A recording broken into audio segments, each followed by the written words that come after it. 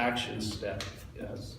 So we do an inventory and we look at some of the major or the common manifestations of self in one's life, which are resentments, fears, harms done to others, the pursuit of what you want, yeah? So that was the basic premise. So I led workshops on that a lot for many, like 16 years. But at that point, I'd only been doing it 6 years. So one day, and we always worked out of one chapter in the big book called How It Works. Yeah? This is explanatory. It's the whole, how it works is that one chapter. So I did this every Monday night in San Francisco. And then some things that happened with me, you know, to me it's almost like your mind is like a camera and it has apertures. And sometimes when the aperture seems to be in one place for a while, and then you think that's the way it is, and then suddenly something can jerk it where it opens up more, and so there's more is revealed, and then maybe you think, okay, that becomes a new norm, but it can keep opening up. Yeah? So let's say the camera opened up in a way where I was reading this statement in the big book called right near the inventory process, and it goes, being convinced, which means believing with certainty, yeah? And so it doesn't say you were convinced or you will be convinced. It's an action. You're in an activity of being convinced. So when you're in the activity of being convinced, and this is the statement that self, yeah, manifested in various ways is what has defeated us. If you were convinced of that, it doesn't have any actuality. Or if you will be convinced of that, you're still in a process, yeah? But being convinced, when you're in that convinced state, you see self manifested in all these different ways is what has defeated us. So if you listen to it, self is something, and then us is something else, yeah? So we're the us, let's say, and then there's a foreign installment, or I like to call it a parasitical movement. You just want to make an image of otherness, yeah? That's the key, because the real root of the problem, in my view, is identification as a self. It's not obsession with self. Obsession with self is what the mind does, the mental processes does to reinforce the identification of self. So you're thought about constantly, yeah, to reinforce the one who's being thought about, yeah? So the act of being identified as a self. So self manifested in all these ways is what has defeated us. So we're in the us camp, and then there's a foreign installment, sort of like, let's say, one driver using a fleet of Fords, yeah?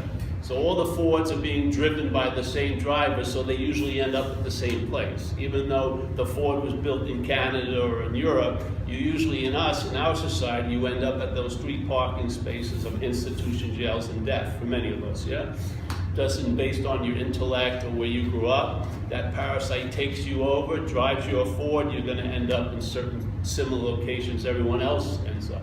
Yeah? This is the mind-boggling thing of it. It's so in our face that something has taken us over. Yeah? That this alcoholism isn't your alcoholism, it's our alcoholism. Just like it says we as the first name, the first word in the 12 steps, it's our alcoholism. It's not my alcoholism. You've been infected by the same thing that I seem to be infected by, so when you share what it was like to be infected by it, I can identify because I've been infected by it. That's it. That's the commonality. But the commonality isn't that I'm an alcoholic. We have alcoholism. There's something that's taken us over and uses us for transportation, basically, yeah? So I was reading this thing, and I had read it thousands of times, but I saw the word completely different. When I looked at self and us, I saw the distinct difference between the two. And I finally realized that I was not self. Yeah.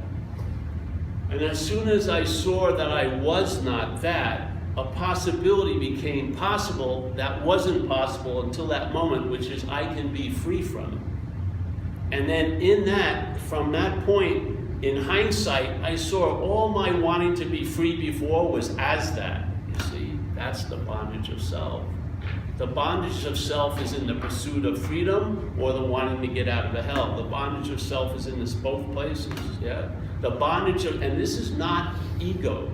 Ego is, to me, is an objectification of self in a mental process, yeah?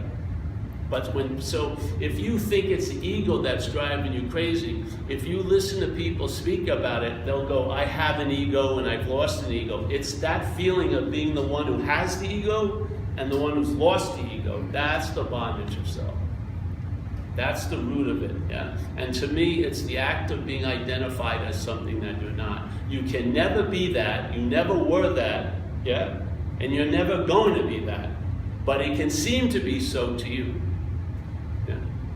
We have that acronym, we use it in San Francisco, you probably use it here for fear, false evidence appearing real. That's what's happening all day in the head, yeah? There's false evidence appearing real all day. How could false evidence appear real unless it appeared real to what's real? We're reality. We're reality, taking things that are not so and making them seem to be so, and then reacting as if they're so, and giving meaning to this freaking place, and making it real. We're doing it. We're in the act of it. Not as me and Jason or Mary or Amelia, but our functionality is that's what's happening. And our functionality has been captured by a parasite, let's say, alcoholism. Yeah? And the alcoholism actually affixes on the first addiction, which is the mental state's addiction to being somebody. That's where the alcoholism grows. If there wasn't self-centeredness, you couldn't have extreme self-centeredness. And that's what alcoholism is. It's extreme self-centeredness. But the self-centeredness is already in place. Yeah? So the system, when taken over, suddenly, like when you're a kid, if you're not in an abusive situation, you were in a state of life is happening, pretty much, yeah. And then the mental state developed, and suddenly life was happening got replaced with a story that life's happening to me. That's it. That's the bondage right there. And you know what? There's freedom from the bondage of self. It says it in our book, please relieve us of the bondage of self. It doesn't say, please relieve us of the bondage to self, because there's no self to be bonded to. It isn't like a chair, and then there's me, and I'm bound to the chair. And please relieve me of that which is binding me to the chair. Let's say handcuffs or duct tape or something, yeah? And then you could get it cut off and you'd be freed from the bondage to self. But the bondage of self is an activity that we're engaged in right now. The mental state is in the engagement with the act of being identified as a self. So this is the trip. When you, like AA, knowing it or not, has one of the most incredibly cryptic, perfect statements of all spirituality, which is self can't get out of self. This is such a high fucking level that it's explaining everything to us if you can hear it. So why would someone say self can't get out of self? Because maybe, just maybe, that's maybe the problem. You're identified as a self, and then that identification wants to get out of self. So what would be trying to get out of self would be self, and it's not going to work. So how can you get out of self? The only way to get out of self is to realize you're not in it. You're not a self. Yeah. You're not a self trying to have a spiritual awakening. You're a spirit. Period. Yeah. So when you're relieved of the bondage of the problem, you'll know the problem from the solution. And you will see exactly what it is. And I'm telling you, it ain't you. It has nothing to do with you. You see it at meetings, you know, if you're not in AA, it doesn't matter. It's the same, yeah, exact same point. They all go to the same point. What is the obscuring factor? It's us, yeah? There is no illusion. We are in delusion, yeah? We're the ones that are entertaining this whole place.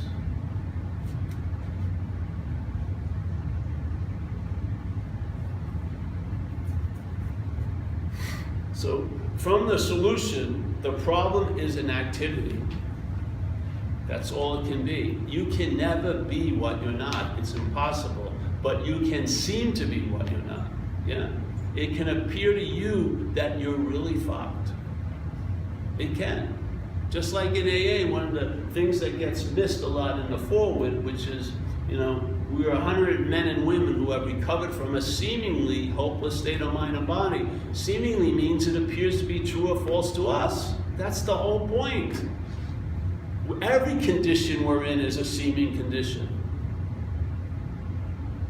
You can be in a Monday at 11 a.m. and it seems to be a seemingly hell, and then at 1, it's a seemingly heaven. Isn't that a little bit suspicious that something could change from hell to heaven in like an hour? No, it's all based on us. Yeah. So, I wanted to read something that, everyone know the Course in Miracles? You've heard of this? All right, great. And just go with it. It's just you'll get it. It's easy. Yeah? Because I like anything that describes what we are as foreign. Because if it is the act of being identified, that which you're identified as has to be seen to be other. So you're never going to entertain freedom from it. You're going to entertain freedom as it, with which there is no freedom. Yeah? The freedom is from, not as, for, by, through self. It's from self. So if you can picture what you're calling to imply you, the activities of the thinking and the perceptions and the feelings and the memories, which are being used to reinforce a sense of you, if you could see that you they're reinforcing was other, there would be a possibility that you could be free from it. And how long would that possibility take to become possible? No time at all. It's been always available at all times, right where you are, because you and I are what we're looking for. So here, it comes out of the Course, page 468. You read the Course? Yeah. So he talks about, he says, yet we have heard a very similar description earlier. The description he's talking about is of the description of what you're not, yes? Not what you are, bro, and what I am cannot be described. You cannot describe spirit. You cannot remember spirit. You can't have a memory of spirit in 2007. What would it look like? Where would it start and stop? So it goes here, yet we have heard a very similar description earlier, but it was not of you. Hallelujah. That's the whole point. To follow the thing we said with the AA. So, all right, if you follow this statement, self manifested in various ways is what has defeated us. If you're in the act of being convinced of that, we will now look at its common manifestations, which means self's common manifestations. Yeah? All right, and then the next paragraph starts with resentment. Yeah. But now, when you talk to people in AA, when they have a resentment, they say it's my resentment. Yeah? It's my fear, it's my acting out. But if you follow the statement, it's the resentment is an expression of self in one's life. So the foreign installment is producing a resentment through you. Then why, if it's something foreign expressing through you, why do you keep calling its expressions yours? Unless you are in the act of being identified as it. There's no freedom from my resentments. If they're your resentments, you're going to have more of them. Because the mind's not going to change. The mind's going to keep producing what comes after it, which is resentments, fears, and acting out and harming people in the pursuit of what you want. It's not going to stop. So if you see it, then why are we calling fear my fear? It's not your fear. There's a GPS that's running your show that perceives threats where there aren't any. It's like the thing when we were driving down here from San Francisco, the GPS went in this little loop. It'd say, there's a car on the side of the road, 0.4 miles. There was no car. Did it like 6 times. Car on the side of the road, 0.4 miles, but there would be no car. But that, it had this glitch. And you're sitting there constantly listening to them, even after the 5th time, where's the car? You finally, fuck it, there's no car. There's a little glitch in the GPS. Why can't we see the glitch in the GPS? Because it's us. We think instead of Sirius or the GPS, it has our voice. I did a talk outside of Boston, and we got there, this rural area near Walden's Pond, late at night, because we flew in. And we were in this rural area, and there was a railroad stop, and suddenly there was this commotion. There was police and everything, and a tow truck. And the cop came up to us and said, "You'll have to wait a little while." Some lady ran out, drove on the railroad tracks, listening to her GPS. So her GPS said, "Turn right." She said, "Boom, boom, boom." She said, went 20 yards farther. Even though her experience, boom, boom, hearing the tracks, she had total faith in the GPS. That's what's happening now. You can't see it's a failed system because it's you. If you saw it wasn't you, you would not buy another map from it, ever.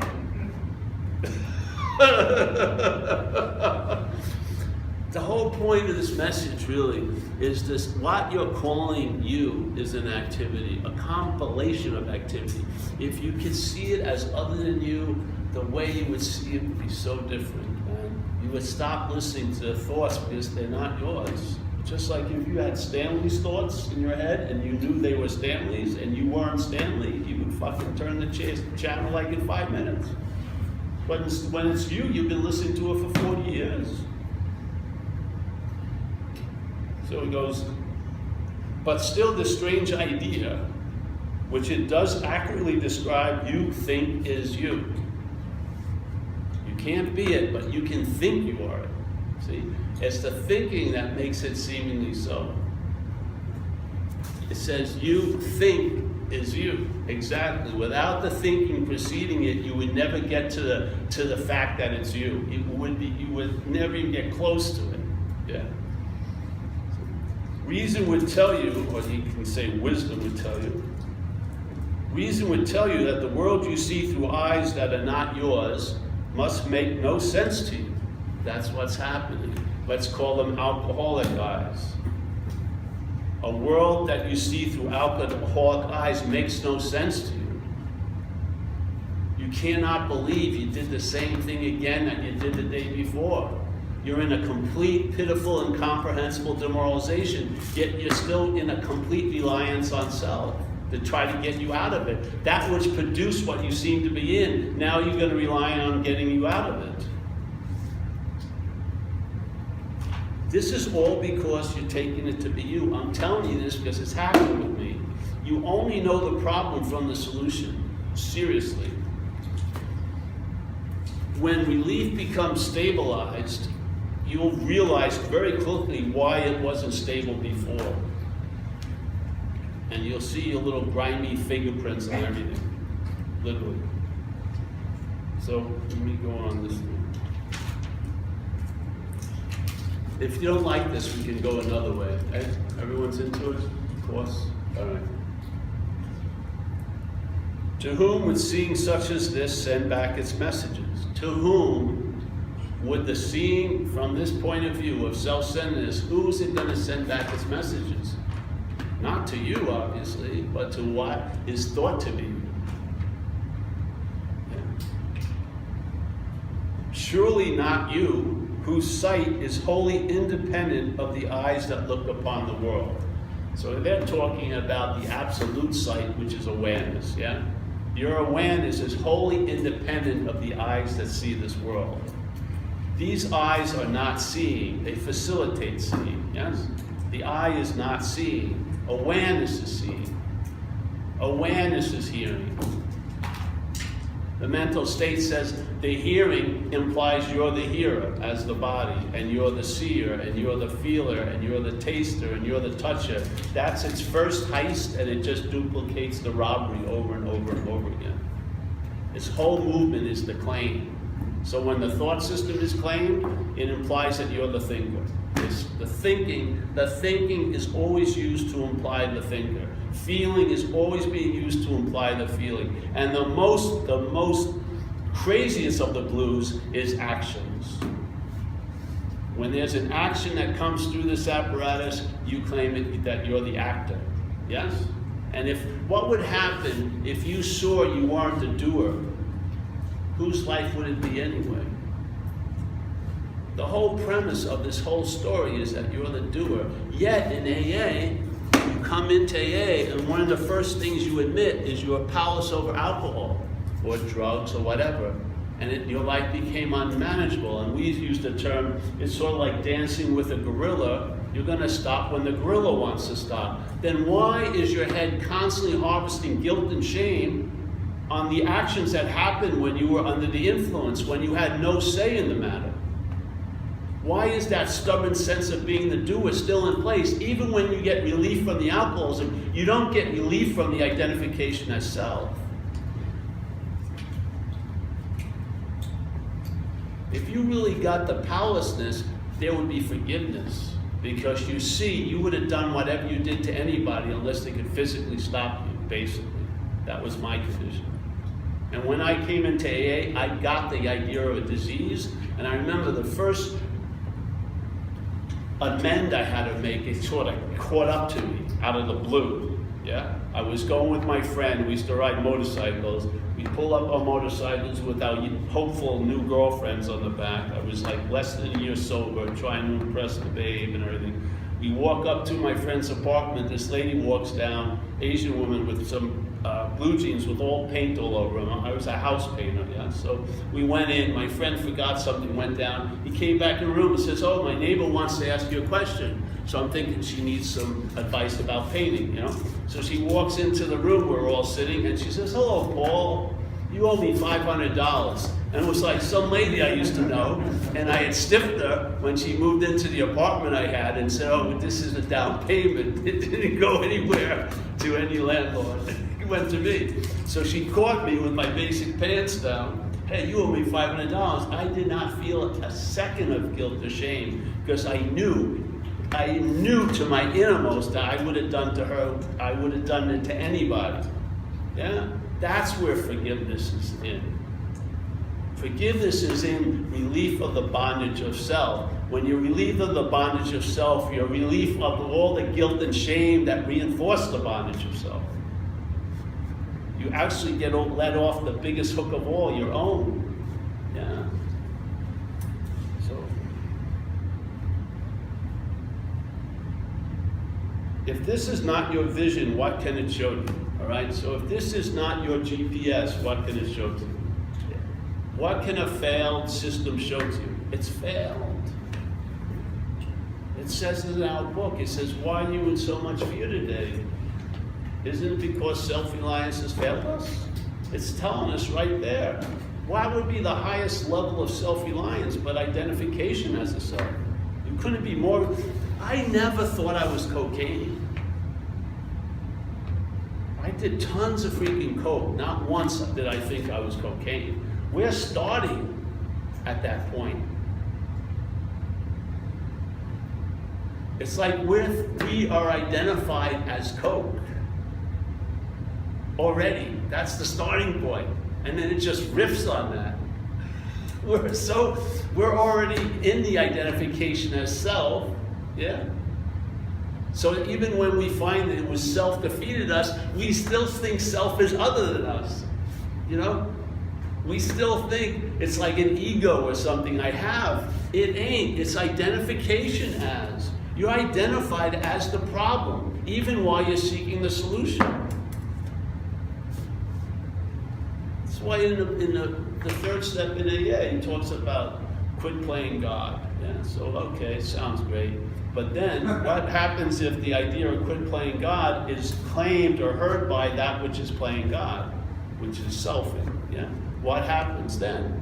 Then it's that which is playing God tries to quit playing God. Isn't that playing God? Ad infinitum. It could never stop. That's what's happening.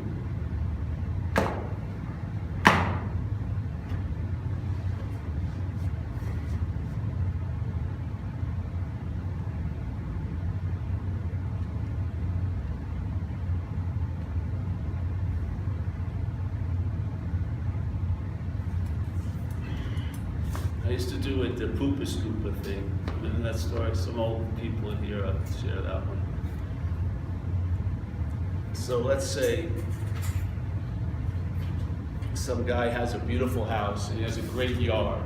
big nice porch, a great yard, and he uses the yard to make money and everything. He has weddings there and has like lawn bowling tournaments and has picnics, and he loves it. His whole basic social life is based on this lawn. So every day he gets up, he jumps on the lawn with no shoes on and runs through the morning mist and the morning dew and just loves it. And just always likes to sit there and just, wonder at the lawn. Then one day he jumps off the porch and he lands on some shit, So immediately his life has to change. It gets smaller, he's got to wear shoes now. So he gets on the porch, puts on some shoes, and he starts walking around. He's finding shit everywhere. It stinks, So he goes back, closes the door, and just tries to avoid it, ignore it. Comes out a few hours later, there's more shit, So now he can't freaking believe it. He's got a shovel. Every time he gets one, there's 3 more coming. So now he's sitting in his thing, and he pretty much surrenders to the idea. Sorry,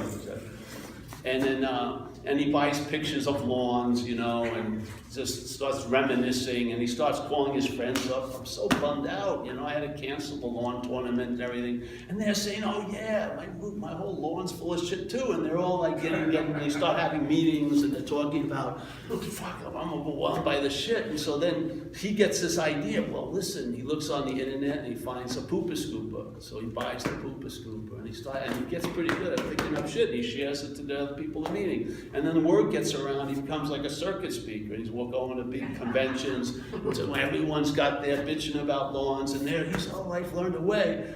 Get 2 of them at once. I got a tutorial on Google. Buy my fucking things, autograph models, and you can, if you're good enough, you'll maybe have a 4 by 6 feet part of your lawn for an hour or 2. Better than nothing. So everyone's buying his things and everything, and he's a big speaker, writes some books, he's on TV, Oprah, all this. He's got little overalls with the pooper scooper sign on it. He's a big deal now. So then another guy comes and sees him. Hey, Sus, I hear you have a problem. He goes, I don't have any problems. I'm the fucking master pooper scooper cleaner, whatever. Guy goes, hey, just find the door. And he leaves. And so you would think the guy would rush open to the solution, but he thinks he has a solution. And his identity is totally wrapped up in the shit. For him to be the great pooper scooper, it's necessary for him to have a lot of shit. So you would think he would run to this answer. Great, put the scoopers down, rip off the overalls, fucking be free. But no, there's a huge hesitation because his mental state's invested in shit. Truly, But if he just found the door, it would be all done. But in this case, he's the door. He can't imagine getting rid of himself. That would mean death. But in fact, you're not getting rid of you. You're getting rid of self. That's not you. How could we have the statement, abandon yourself to God? Abandonment is like when we used to have beaters of cars when we were out there using, and we'd run into a tree and we had some warrants. We would just abandon the car on the side of the road and go home. The car would be there and we would leave. Or I can abandon children. Are you still there when you abandon this? Of course not. We're abandoning the foreign fucking installment. Abandon self to fucking God, because it's not you.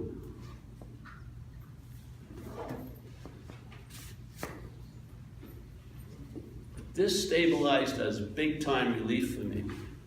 Big time for years now. It hasn't made everything great, but the geography of this action figure life, the hills are still there, the mountains are there, the deep recesses of life are still there, but I travel lighter over it all. And after years of traveling lighter, I come to the conclusion, what more do you freaking want?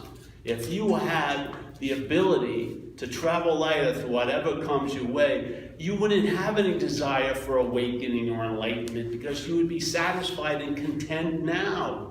You'd be content with what you have and what you don't have.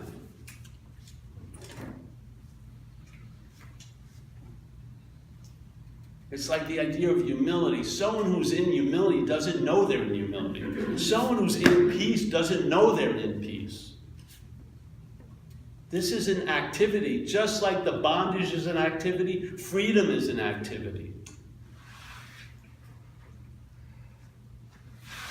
I just humbly believe, I've been plugging away at this for so many years in recovery. I have. And it's funny, I truly believe we fall into one of the greatest warnings in the book itself, contempt prior to investigation. So when any new information shows up, we go, it's not AA. What's that but contempt prior to investigation? If we were all super relieved, then we could have choices, but we're not. So many of us freaking die in this community because they want to be free, but they cannot possibly entertain. They can be free from that which is killing them unless they're dead.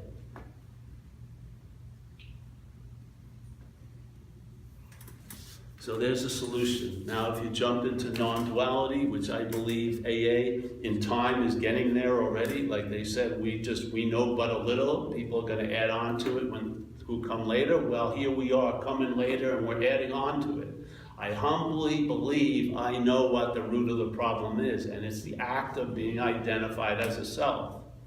That's it. Yeah, that's the exact nature of the wrong. And thank God it is, because it's not actually happening. Without your compliance, it has no influence or an effect. It's, as Jesus says, as you believe, so it is. That's the exact state that's going on here. We truly believe we're a something. To the point that we're trying to find spirituality as a body. Instead of realizing you're not a body, and then what's the obviousness of your nature? Spirit. And that, to me, that's the highest form of a maintenance of a spiritual condition, is to be a spiritual condition. Okay.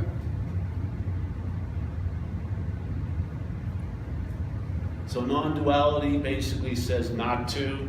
Non-duality basically says, non-duality is not another path or a practice, it's just a fact. It's not a path to illumination, but if you're on the path of AA, it will illuminate that path. Yeah? It will give new meaning to the same book you've been reading over and over and over again. You'll see that what's foreign is foreign, and you'll see what can be changed, and what can be unchanged is accepted. And your spiritual condition is unchangeable. You are that. Instead of achieving and trying to acquire it, you'll be expressing it.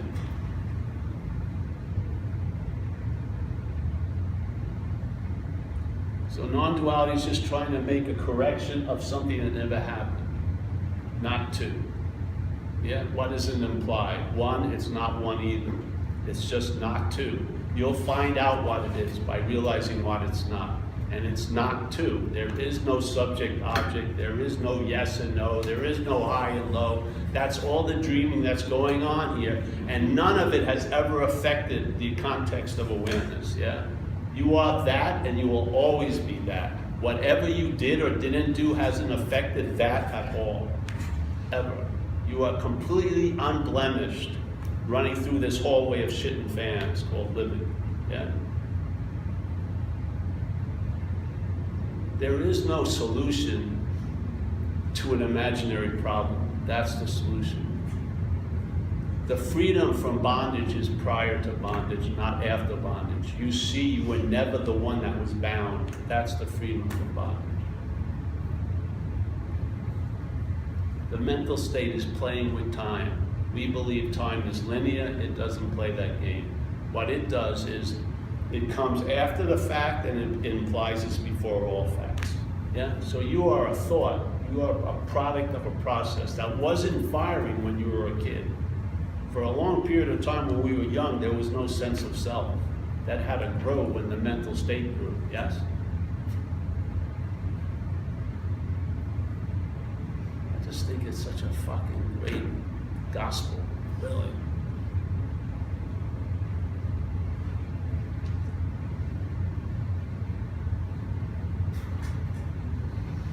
It's just like that Poopa Scoopa story. I'm amazed. It's like that person drowning and they won't let go of the lead weight because they think it's gold. The people on the boat saying, fucking let go, and they won't. And they drown with it. You ever watch people, let's say they have a nice bicycle and they're riding a cliff and they start falling. What did they try to save them first? Themselves or the bike? The bike. When I got whacked surfing and I almost broke my neck. My head stopped for about 3 minutes, and the first thought that appeared after 3 minutes when I was laying on the beach was, I can't afford the ambulance. Let me just die here, basically. That's what it said. I mean, that little statement revealed a huge amount. This is a foreign system. It has the instinct of self-preservation, but it's not trying to preserve you. It doesn't see itself as you. I'm telling you, it's a parasite. It's feeding off of us. And it realized the only way it could continue to feed off of us, it had to have an incredible strategy, and that strategy is to convince the host that it's the host.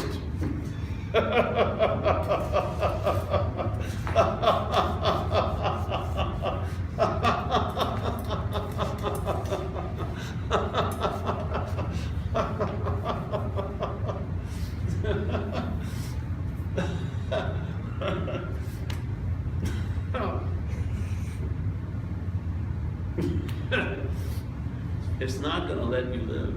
It's going to keep you alive, but it's not going to let you live. It's got other plans for you. And it's revealed them already. It's not going to be like a Marley and Me movie. It's not going to be me and the parasite. It's not going to be that way. The parasite's just going to feed on you. That's all. It's not going to let you die. Most alcoholics don't die quickly. Yeah?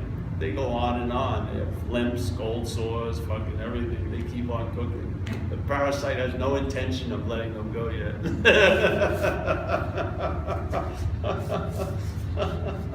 You'll know the problem from the solution. That's the only way you can know it. You cannot know.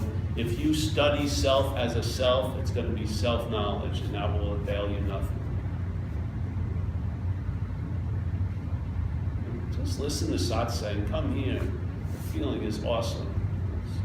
There's so much power here because it's true. We're not talking to you at all. We're talking to big M mind about you. We're not talking to you about mind that goes nowhere.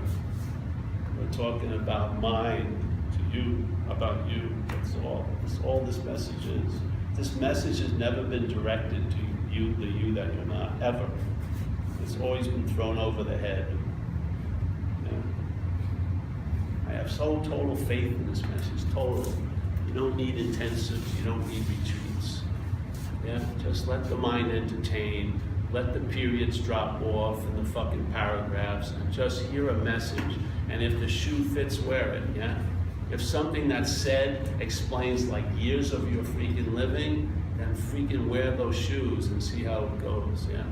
A lot of people come to this message after being with a lot of other messages, yeah? Because they all failed them, and that's how they served you. So if you're at this meeting, it's usually not by accident. And if the shoe fits, wear it, and have faith in mind. Just like people have faith in the GPS, and faith in this light's gonna go on, we put the switch, like it says in the AA Big Book. Yeah, we're exhibiting faith all day, all day.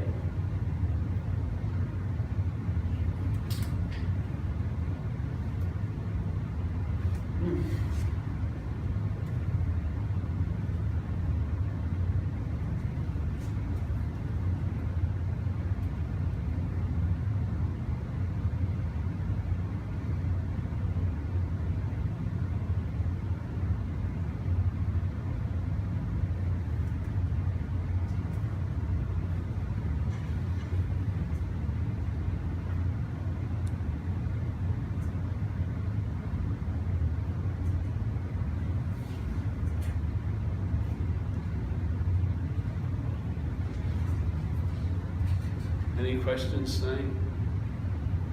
Yeah. What's your take on like seemingly pain and body conditions that are just outside your control?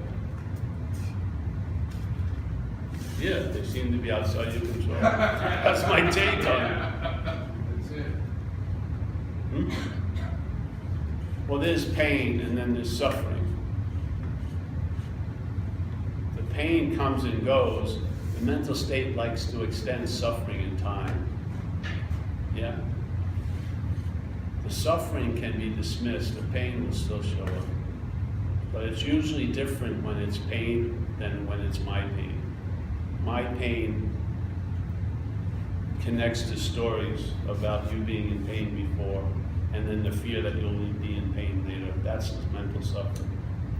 But it's just like everything else. The mental state claims pain, and it uses it for its own job. And it's the most convincing thing that you're a body. It's pain in the body, isn't it? It's the most convincing experience here that you're a body when there's pain in the body. Yes? Yes. So you don't see the movement of the mind, the mental state claiming the pain and then implying that it's you that's in the pain, and then you've been in so much pain and you may be always, and it goes on and on. It's sort of like, if you watch your head for 5 seconds, you see the whole thing. Yeah? Let's say if you're having a good day, how long does it last before you start getting worried? Maybe 10 seconds, 10 minutes, yeah? But when you're when it seems to have a bad day, one weird feeling, you think it's the start of a lifelong depression. You've got to see something. That's the theme of the GPS. It's going to shorten the good and elongate the seeming bad. You want that to be running the show every day? See the theme of the show, it's going to be the same theme, just like the theme of Seinfeld was nothing. Well, there's the theme of the selfing right there. It's going to shorten the good seemingly and elongate on the bad. That's what it does, yeah. Because there's more of you in the bad than there is in the good. Usually when it's really good, you're forgotten. But when it's really bad, you're constantly being remembered, isn't it? When you're having one of the peak moments, surfing or sex or something like that, there is no sense of you there. It's not being produced because the sense of self has to be remembered, and when you're really engaged in something, you lose interest in the remembrance of self, and so you have this incredible event, but then the selfing arises and claims it and says, I got that great wave today, and now it's another freaking story. Just see the heist. If you see the burglary, the one thing you have going with you is awareness. You're aware, yeah? You can be aware, you can become aware of the production of what you're not. And if you're not, if you see it, you won't be looking from it. If you don't see it, you're looking from it. And if you're looking from it, there's a need for a freaking solution. If you're seeing it, there's no need for a solution. You are the solution. Is it the claiming of the thoughts or you know, like the identification of the, you know, my thought process that is the cause of the dream? Or in other words, like when your absence of the identification of the thought, is the dream still the same? It won't matter to you, you won't be. But is that what causes the dream? No. No. The dream is a causeless event. You're dreaming. Yeah. Is a dream real? No. Okay, but are you dreaming all the time, no matter if you're identified with? Yes. Okay. There's dreaming all the time. It's not you dreaming, there's dreaming. But then when you claim the dream as your own, does it change it? Yeah. Makes it heavier. It makes it heavier. Right. Makes it a nightmare. It can. Yeah. It can do a lot of things. Once it's claimed, it's the difference between life is happening and life's happening to me. You now live in interpretation instead of a much broader interpretation of life is happening. Now the interpretation is focused on self. Now it's happening to you. Yeah, but the whole world is bought in on that. You know, It doesn't matter what the world's doing. It doesn't. Just if you're here and the shoe fits, wear it. This isn't going to be a shoe that fits everyone here. It isn't. Yeah. Some of us right in this room are trying to use non-duality as a skillful means. It's not going to work. Non-duality is going to frustrate you every time you try to use it. Right. Nothing will not budge. It won't give you something, ever.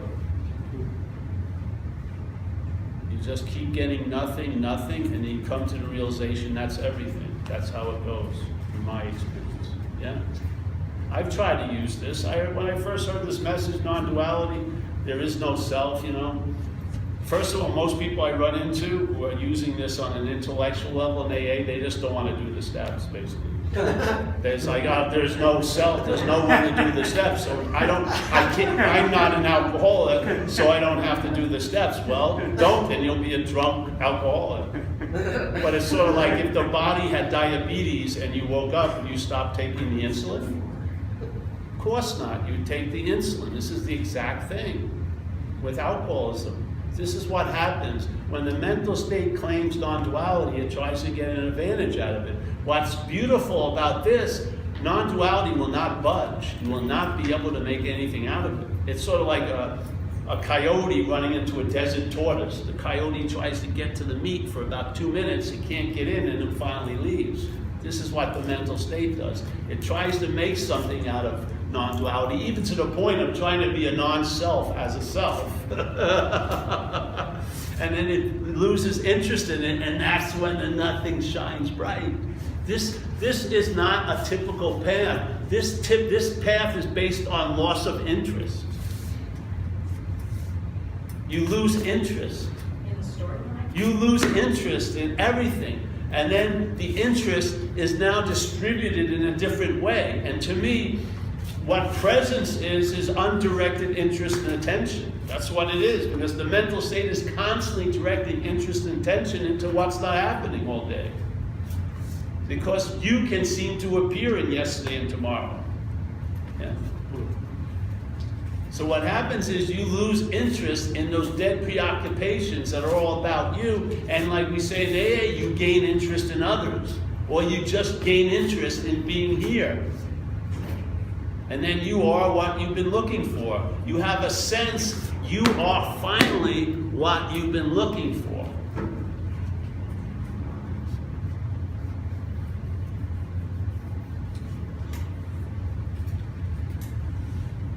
You lose the interest, you lose any interest in liberation completely. You lose interest in enlightenment, you lose interest in awakening. None of it freaking matters anymore, because you are already awake. You've always been awake. You just don't believe, you just don't think so, basically.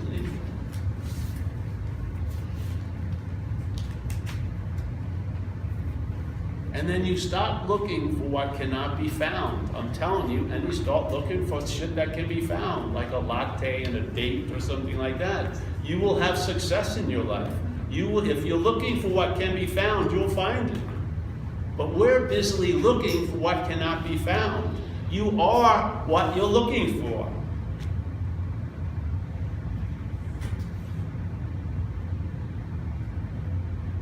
Like it or not, that's the message. I mean, if someone wants to have 30 retreats, they'll fucking doctor it up. But basically, the message isn't you don't get you the first 2 retreat, or the second retreat, what the 3rd retreat, you the 4th retreat, looking the 5th retreat. If you pay $5,000 for the 6th retreat, you finally get no. It's you are what you're looking for. 2 seconds. That's it. It can be repeated a lot. Yeah. This invitation will be repeated quite a lot, but if I had my say, I would love to do what we do in recovery. There should be spiritual interventions. I should be able to go, hey, listen, bro, you've been to too many of these fucking meetings. Do some service, get out. Don't buy another DVD. Don't sign up for another retreat. If someone has been on 20 retreats, they should be banned from all retreats. Obviously, they haven't worked.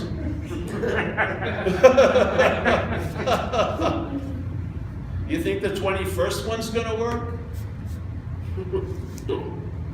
But no, there's no supervision. Everything fucking goes.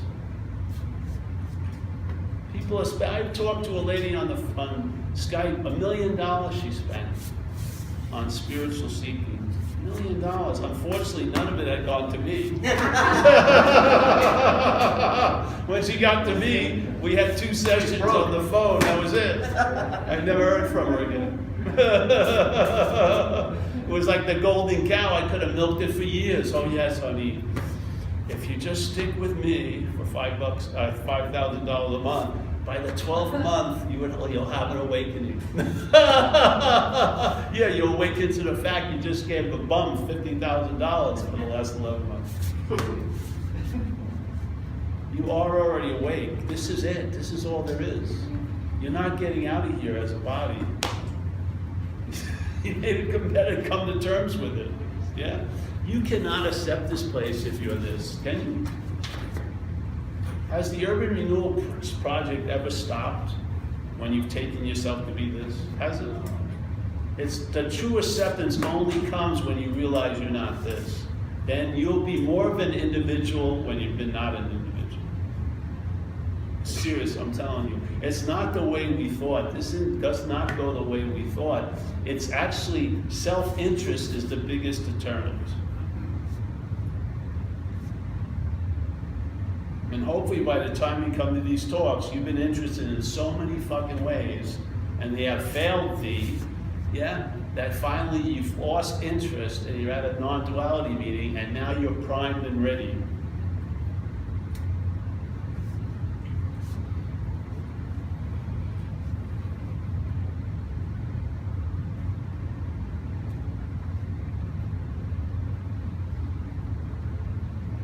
And you'll have a nice freaking Saturday.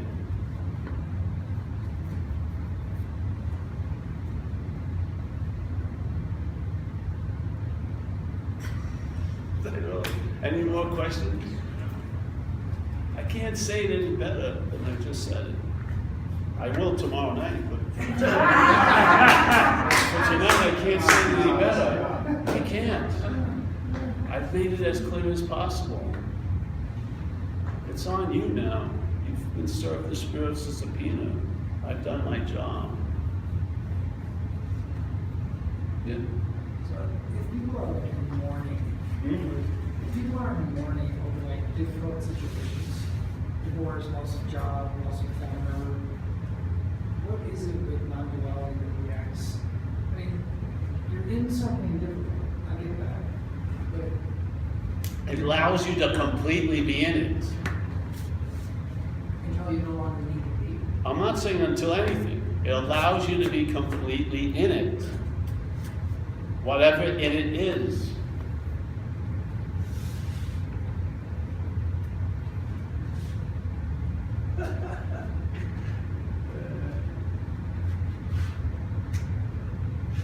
You completely accept your unimportance. Yeah? I heard about a guy that lived on the old property he lived on today. He will be forgotten by the night. The lady who told me, I better not say it on the thing. Yes?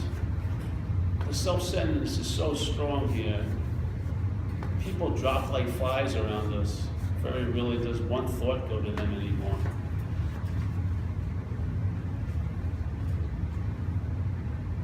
This allows you to be exactly where you are because you're not there.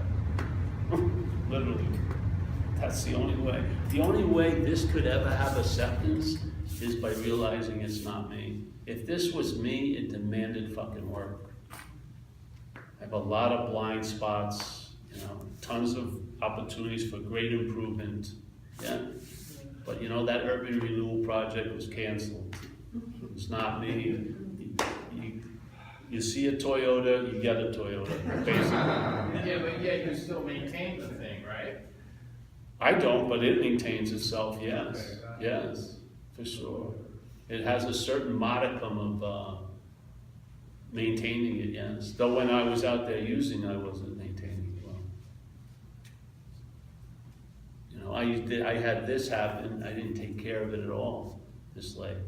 When I was out there using, if my right arm was bleeding, I just looked left all day. I just fucking put up with so much fucking shit, constantly. Prostituted myself for drugs and everything, constantly. Because there was not even a modicum of the Toyota left. There's a basic GPS of the Toyota. The action figure has its drive, yeah? When it's taken over by the parasite, you know. Remember when you ever had that person, they used to see a light in you and then they said, you know, Paul, you've succeeded, that light's out, yes? You just have that blank eye. It's almost like everything was out of you. That was just the parasite mining you for fucking dramatic or E, you know? Yeah. We've all been taken over. We know what it's like, and we've all surrendered. I've surrendered to the cops. I've surrendered to women. I've surrendered. Surrender is not a foreign fucking concept, yes? I surrendered to a program for 2 years, and when I left that program, I didn't like them. I didn't like the people who ran it, but I had to begrudgingly admit my life was better with them running it than ever did with me running it. I realized completely I'm not managerial quality. Yeah. This is just a hose. What has moved through me doing these talks for 20-something years has nothing to do with the action figure. The water has no quality of the hose whatsoever. It just moves through the hose.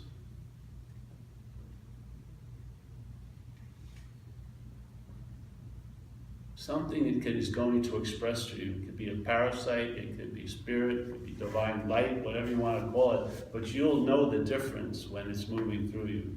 You'll know what it's like by its effects. You'll know the tree by its fruits, as Jesus says. Yes?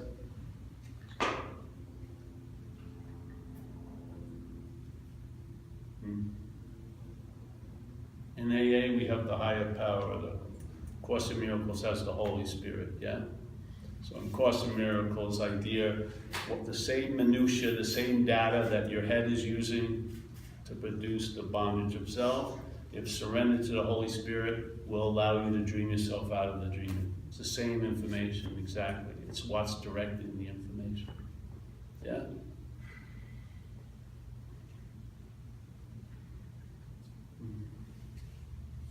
Yeah. You know, in the past, I've had some like interesting experiences, like questioning who's the me, you know, that believes this, or who's the me, and you know, it seems to have led to traveling lighter.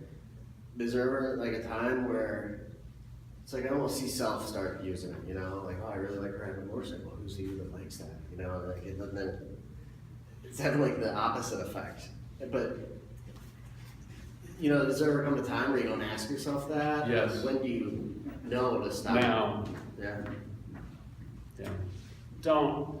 Why would you let the mental state disguise itself as you and steal your joy of riding motorcycles? Fucking folly and passions. Right. Okay. That's what's happening with you. The mental state, you're a very advanced intellectual understanding, and the mental state clothes itself in that and brings you to a nihilistic state, yes? Same thing, the mental state in the name of spirituality will take away things you like to do. It's fucking insane. Yeah?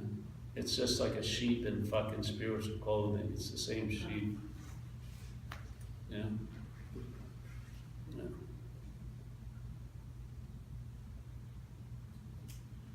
If something is taking away things you love, question it. Yeah, there's a little enough that we love here.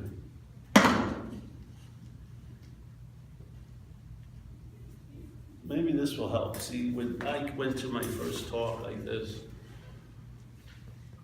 I went in there and I had read some books and I had been in Buddhism for a long time and Course in Miracles.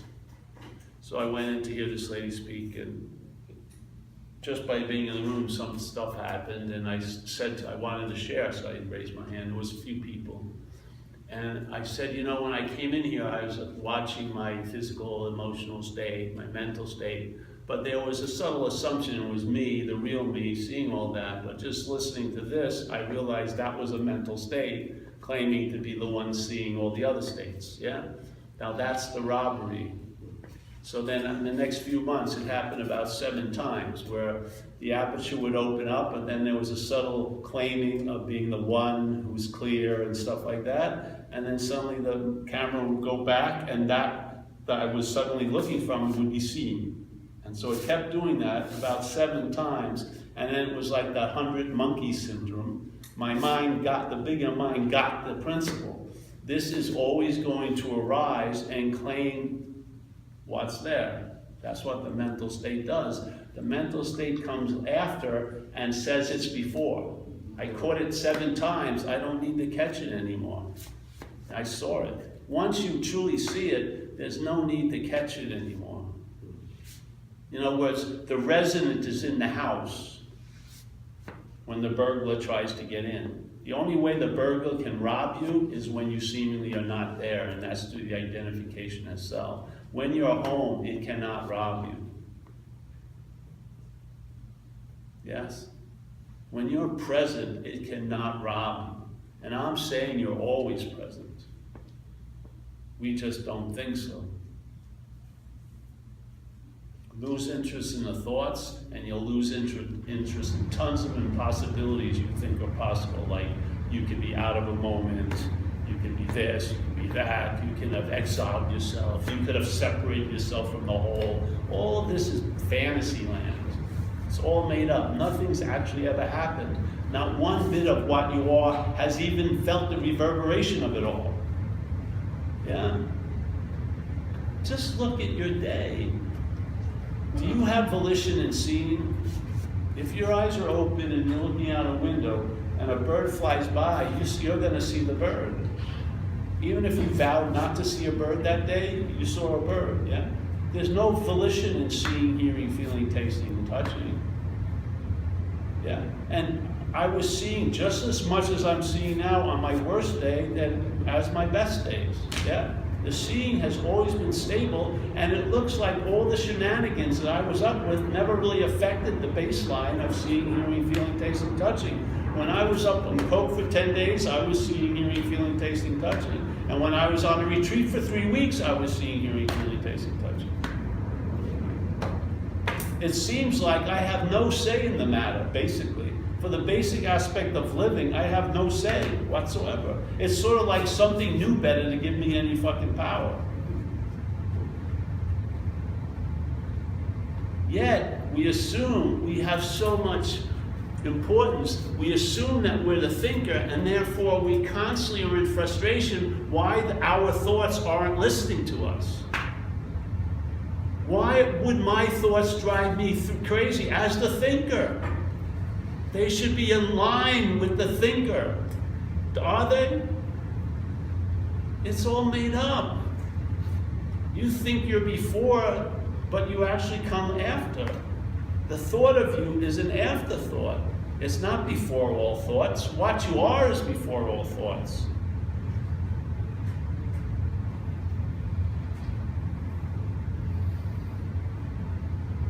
If anyone ever says they woke up, I'm telling you, they have to have the same description, which is, it's always been this way. So it negates any possibility it was never something else, or will it ever be something else. They always have the same hit. It's always been this way.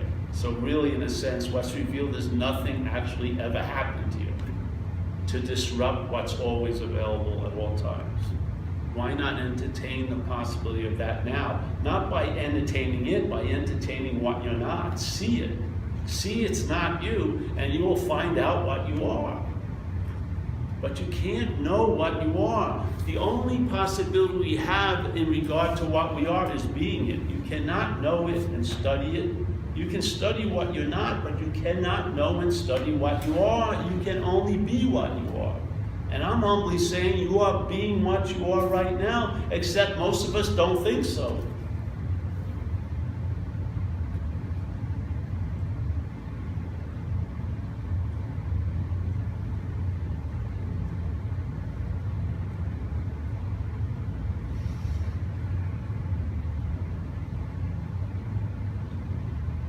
We have an AA pause. What is the pause? Is a pause after a thought or before thought?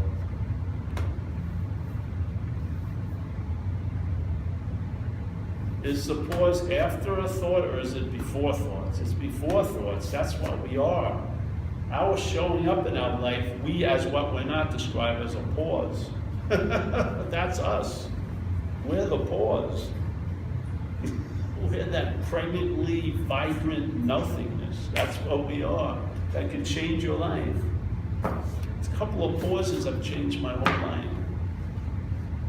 I was going to do something, and something happened and intervened, and that was me. I finally showed up in my own life, and my life went in another direction. Can you imagine living there? Instead of infrequently finding yourself there, but realizing that's your home all the time, and then suddenly you're finally prior to thought. You're not in the ring with the thought. You can go no mas and don't get into the ring with the thoughts.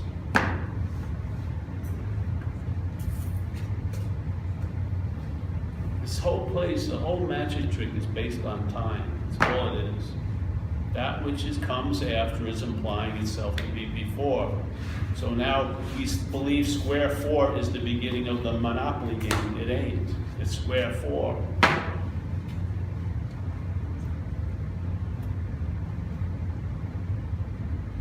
I've said it thousands of ways tonight. I can't do any better. My mind tries to, it's like verbal jazz. It just riffs on a beautiful John Coltrane theme. I can play for fucking ever.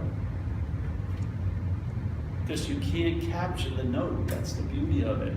You can talk all around it, but you can never talk about it.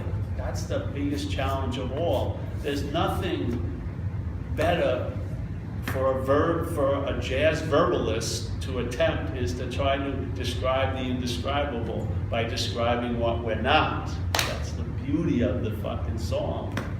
You're singing about what you're not, but when you hear it, it'll imply what you are. It's so beautiful if you see it. You're singing a song of what you're not, and if the person's in the right space, when they hear it, their interest won't be on the what you're not, it'll be a sense of what they are. But you can't get it. You can't get to what you are. You have to negate what you're not, and in that you get the sense of what you are. That's the beauty of satsang. That's the beauty of non-dual satsang, is you're speaking completely about what you're not. And suddenly the description of what you're not gives you a plaque of what you are. But you can talk to all fucking day about the glorification of what you are as all the all expanding oneness. It goes nowhere because what you're not is hearing it. As soon as what you're not claims to be the hearing of what you are, it neuters that you're that. And it uses that to reinforce what you're not every time. That's the pitfall of spirituality. You have to, it's always a description of, it's like Dogen, a great Zen master from Japan, said, to study Buddhism is to study the self, and to study the self is to forget the self. That's exactly what it's like. Yeah? So you describe what you're not, so there's a boomerang hit. You finally get a hit of what you are, not by hearing hours and hours of descriptions of you're the all oneness, super bright, infinite void. No, by having what you take yourself to be described so perfectly, it hits you, hey, I'm not that. And that's finally that. And the beautiful thing, you're successful already because you are that. You've never not been that.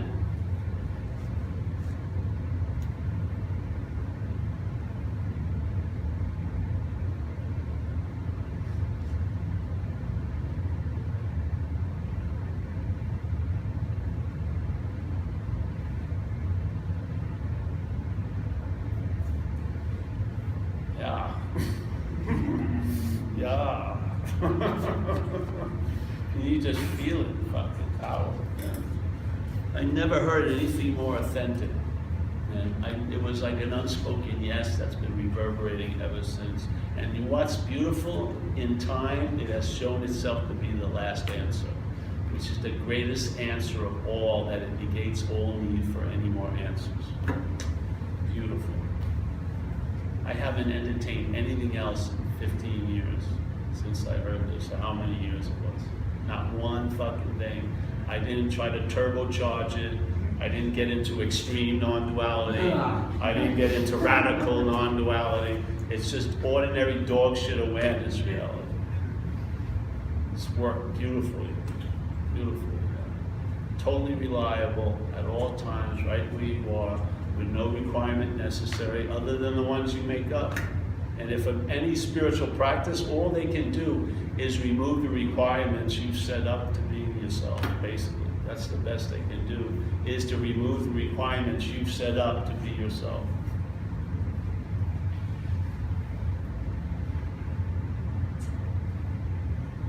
So, I think that's that, eh? Any more? No.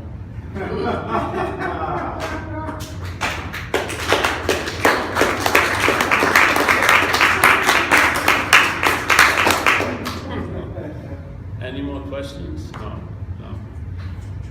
All right, well that's that, eh? Hey, we have shirts and books. I have a 12-step book out there, a new one, and I have the old Escape to Everywhere. Is that it? Yeah.